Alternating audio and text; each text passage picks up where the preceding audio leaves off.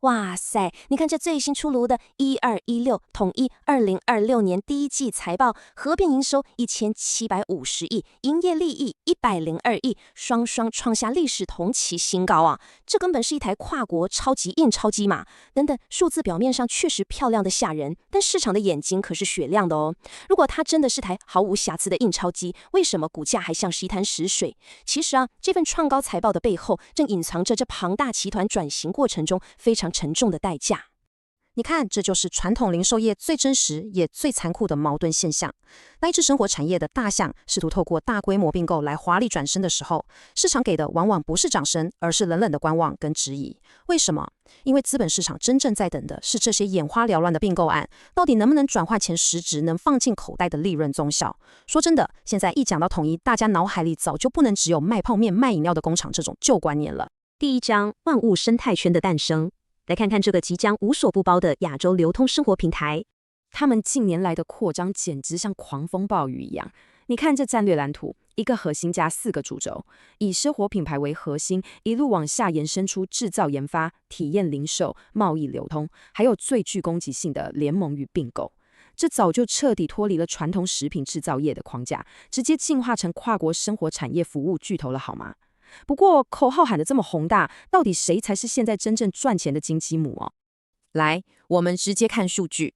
这张2026年第一季的营收贡献分布图一摊开，答案就很清楚了。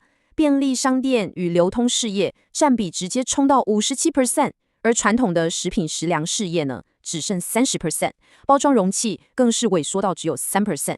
天哪，零售流通现在根本是完全碾压了传统食品部门，可以说是喧宾夺主了。不过，你也别小看食品本业，虽然占比变小了，但他们在技术升级上可是下了重本哦。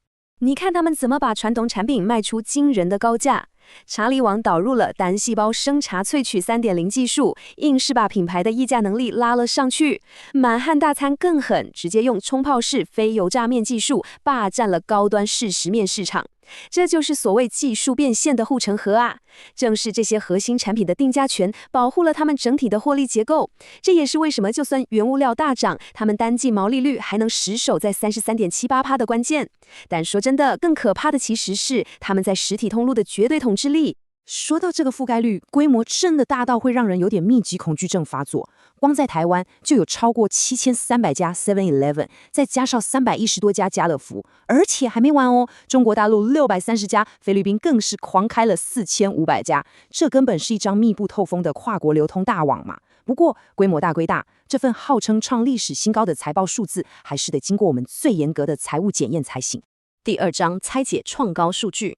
表面创高的 EPS 1.15元，对比包装事业的衰退，里面到底藏着什么秘密？来，我们把这份财报像拿手术刀解剖一样摊开来看。先看含金量最高的部分，合并毛利率33.78%，这可不是运气好，而是连续3年的趋势向上。再看营业利益102.5亿，年增2.46%。这些冷冰冰的数字背后，证明了他们核心业务的获利体质的确是非常强健的。但最夸张的是这个，净利年增26.91%，单季 EPS 直接冲到1.15元，哇塞，这数字拿出去，绝对可以吊打一票传产了。但是先冷静一下，这1.15元的 EPS 里面，其实有很大一部分是吃了大补丸，并不全是靠零售本业实打实赚来的哦。我们来拆解一下它的业外收益就知道了。第一，台股大涨，直接带动了统一证券的获利，年增将近8亿元。第二，统一中控处分了安得利果汁的股权，一次性贡献了4.7亿元，光是这个处分案就直接贡献了0.08元的 EPS。所以啊，这些说穿了都是一次性的补血。再往更深处挖，你会发现包装容器事业，也就是统一实业，成了最大的拖油瓶。因为设备改造、客户消化库存，再加上关税政策冲击，营收直接暴跌22%，营业利益更是直接腰斩51%。这就是财报里那块生锈的铁黑色，跟零售部门狂喷的业绩形成了极端强烈的两极化对比。第三章其中承诺检验，连续43年配息的傲人记录，对上2030减碳目标的跳票危机，我们来打个期中考分数。我们看公司，绝对不能只看单季的漂亮数字，来看看管理阶层当初画的大饼，到底是真的达标还是打跳票。在基础建设这块，我要说算是真达标。智慧物流园区的进度完全符合预期，台南新市园区2025年已经启用，也发挥了自动化效益。台中港园区预计2026上半年到位，桃园民丰园区也排定2029年，这些都是未来放到毛利率最强大的硬体后盾。而更具说服力的，绝对是这个数字43，连续43年配息，而且近10年的配发率都稳稳维持在70% 以上。这证明了什么？这展现了这家公司极端强大的系统性财务韧性，还有源源不绝的现金创造能力，这点真的是没话说。